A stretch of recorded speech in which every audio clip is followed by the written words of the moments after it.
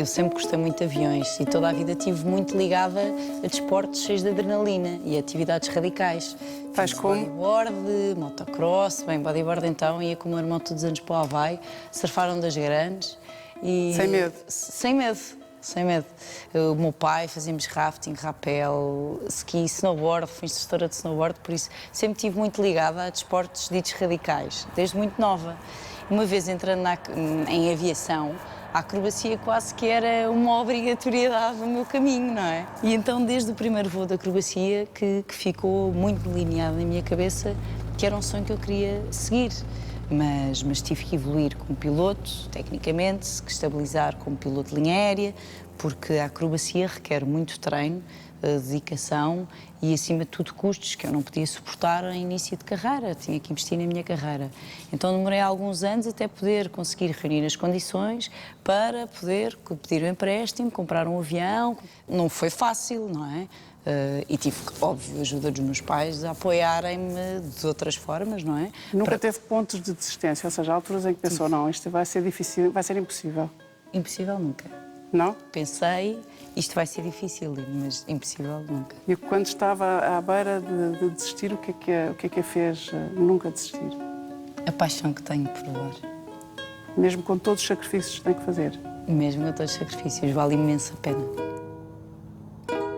E os meus pais sempre me ensinaram, tanto a minha mãe como o meu pai, desde muito pequenina, primeiro a dar valor às coisas que temos e a lutar, o espírito de sacrifício. Ou seja, a nossa vida é feita de escolhas, nós todos os dias fazemos escolhas. A minha mãe tem uma vertente muitíssimo, assim, cheia de garra, que é de nunca deixes que ninguém te diga que não podes fazer ou que é impossível.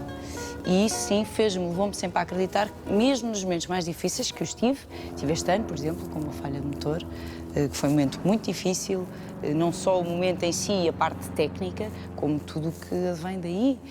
Chegou a apanhar um susto no ar? Sim. Como é que foi esse susto? Passei a Praia Grande e fiquei sem pressão de óleo. Pressão de óleo nos aviões é como nos carros, o motor para, gripa. E nesse momento passei para o sistema de óleo invertido, ou seja, voltei o avião ao contrário.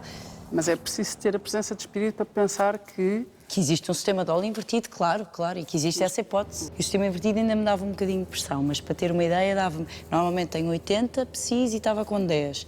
É 40 abaixo do mínimo, por isso... Quer dizer, aquilo era uma questão de minutos, até mesmo no sistema invertido o avião ia parar, o motor. E então declarei emergência na frequência, estava a falar com os controladores de Sintra. Estava de cabeça para baixo ou de cabeça para cima? De cabeça para baixo. Mas é igual, hoje em dia já é igual. E voltei para Sintra, onde aterrei, consegui chegar à pista, porque ainda estava um bocadinho distante, só que ia muito rápido, eu faço as navegações rápido, consegui subir invertida e dirigi-me à pista de Sintra, onde consegui aterrar com sucesso, e essa parte foi um sucesso e correu tudo muito bem. Tanto quanto sei, queriam dar-lhe um louvor por essa capacidade de aterrar e essa capacidade de pensar no ar, e estando, quer dizer, tinha uma morte iminente, não é? Podia ter morrido.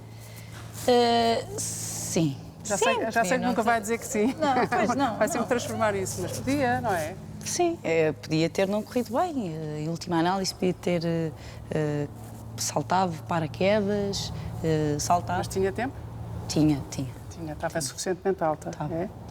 E, portanto, quando chega e quando percebe que a estrutura do motor que está completamente acabada, é isso é que lhe dói. Dói-lhe muito mais isso e custa-lhe mais isso. Do que aquilo que chama uma experiência que nós chamamos de susto. É exatamente. Exatamente. E dói porquê? Dói porque é caro? Porque sei que, não só pelo preço, mas claro, sei que é uma coisa muito cara. Penso, e agora? O que é que eu vou fazer? Como é que eu vou continuar a voar? Porque sei que é uma coisa que demora imenso tempo, que me vai atrasar os treinos. Porque tem compromissos técnicos, espetáculos, campeonatos, treinos, imensas coisas que eu vi, agora vou ter que abdicar isto. E foi o que lhe aconteceu. Foi o que me aconteceu. E foi no princípio da época. E por isso sim... Foi no princípio da época e por isso sim foi um momento complicado. Esse sim foi um momento muito complicado, que se não fosse a minha persistência e o apoio que eu tive, se calhar tinha sido um momento de desistência, porque tive que ultrapassar muitos obstáculos financeiros, emotivos, porque sim, andámos a um abanão. Os puxos vão lá puxar. Vamos chamar. Mas eu costumo comparar aquilo que eu passo a fazer uma aula, imagine-se a fazer uma aula de RPM dentro de um ginásio que é todo em vidro, por isso à chapa do sol, no meio da praia, por isso não podia estar mais calor. Não está quieto. Exato, que não está quieto, exatamente. Ao vento. Ia ter que estar a falar, concentrada, a ver altitudes, velocidades e a falar. Altitudes, velocidades e a falar. E concentradíssima no posicionamento do público, onde é que está o público, estou a afastar, não estou a afastar, estou a corrigir ao vento, não estou a corrigir ao vento. E a tomar decisões constantes. Tenho esta altitude, se não tenho, tenho que passar para o plano B, porque eu tenho sempre planos B em todas as manobras, que é, se não tenho aquela altitude, vou ter que passar para outra manobra, porque não pode ser aquela. 98% das vezes corre exatamente como o plano inicial, mas há aqueles 2% que, ou por vento, ou pela performance do avião, está muito calor, ou porque eu não posso não estar nos meus dias, por N motivos, ou porque demorei muito tempo distraída com outra coisa, olhar para o público, ou pensar na velocidade, ou às vezes acontece. E então aí tenho que passar para os planos B. Mas o estado em que eu chego ao chão é sempre o mesmo. É como se saísse de uma aula de RPM, o João às vezes tem que quase me vir buscar de bruços e tenho as pernas sempre a tremer imenso e estou a pingar, o meu cabelo fica mais liso do que isto. É a chamada descarga da adrenalina. Completamente. Não há a mínima dúvida que a paixão que a Diana tem pela vida através da aviação é algo que é apaixonante e eu apaixonei-me por outras características dela também, naturalmente. É guiado por ela muitas vezes nas viagens que faz. Sou guiado por ela e é um desafio fantástico ser guiado por ela em navegações pela Península Ibérica, como já fizemos algumas. É romântico? Bastante romântico, confesso. Mas não conseguem falar, pois não? Diga? Não conseguem falar? Conseguimos. Nós conseguem? temos interfonia e falamos um com o outro. E realmente passar ali nas Astúrias ou 9.000 pés com nuvens e picos de montanha à nossa volta, com a Diana a voar, é fantástico. O que é fascina? É a liberdade de voar. Porquê? Porque se sente imbatível ou porque se sente invencível? Não me sinto imbatível. Aliás, nós, em acrobacia, esse é dos maiores entraves dos pilotos de acrobacia, é o nosso próprio ego. Temos que ser sempre humildes e ter noção que o maior desafio de um grande piloto de acrobacia é ele próprio. Porque em acrobacia, ao contrário de, por exemplo, em linha aérea, sou eu que imponho os meus limites. O meu avião faz tudo. Aquilo que eu quiser, a altitude que eu quiser. E por isso eu é que tenho que ser disciplinada e saber em que patamar é que estou e a que altitudes é que posso fazer o quê, a que velocidades, e sou eu que eu própria vou evoluindo e vou passando esses patamares. E é um grande desafio para um piloto, não é? Para qualquer pessoa. É uma tentação de estar sempre a superar limites, não é? Assim. Uma tentação humana de qualquer profissão, de estarmos sempre a superar os nossos limites. Todos os pilotos de acrobacia aérea que morreram foi porque não souberam respeitar esses limites próprios? Quase todos.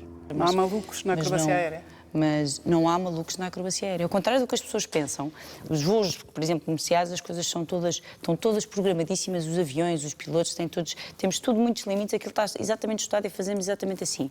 Em acrobacia não há esses limites. E assim sendo, temos que nós impor estas coisas. Eu costumo dizer, não há malucos em acrobacia aérea, porque nós temos que pensar 50 vezes antes de nos sentarmos no avião, o que é que eu vou fazer para o ar. E quando vou para o ar, só faço exatamente aquilo que disse que ia fazer no chão.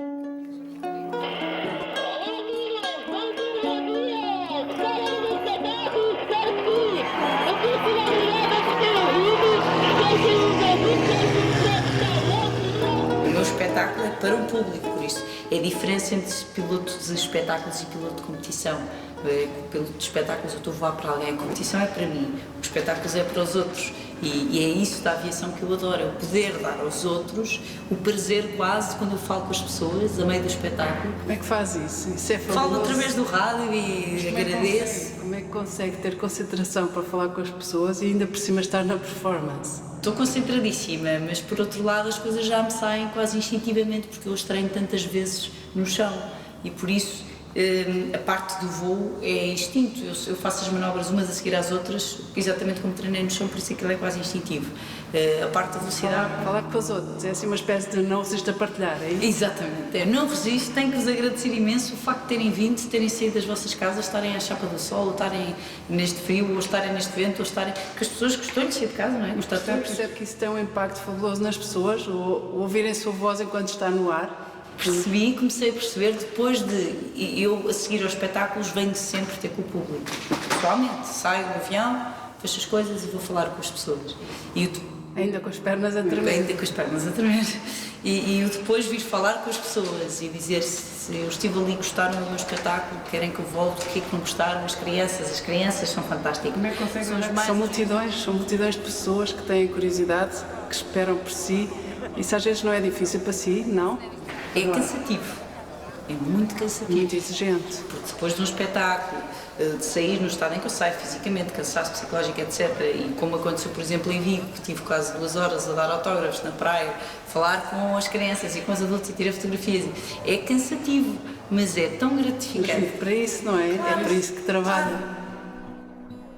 O facto de ser mulher, ser nova e ser bonita, há um fascínio, isso provoca um fascínio próprio. As pessoas ficam fascinadas. A primeira reação é sempre de quando estamos em espetáculos e eu estou ao lado do avião e se as pessoas não souberem que é a Diana ou se não souberem que sou eu que vou fazer o espetáculo, quando estamos os dois, eu e o João ao lado do avião, as pessoas vão ter com ele e dizem, então eu sou o avião. Não, o avião é um clássico, é mesmo. As pessoas, não, o avião é dela. E as pessoas olhavam para mim, hoje em dia cada vez menos, porque cada vez me conhecem mais, mas ao princípio acontecia sempre isto. As pessoas quando vinham ter connosco, iam ter com o João como o piloto do avião. Como é que acha não, o avião é dela. Como é que acha que se impôs? Ou seja, qual é a sua marca?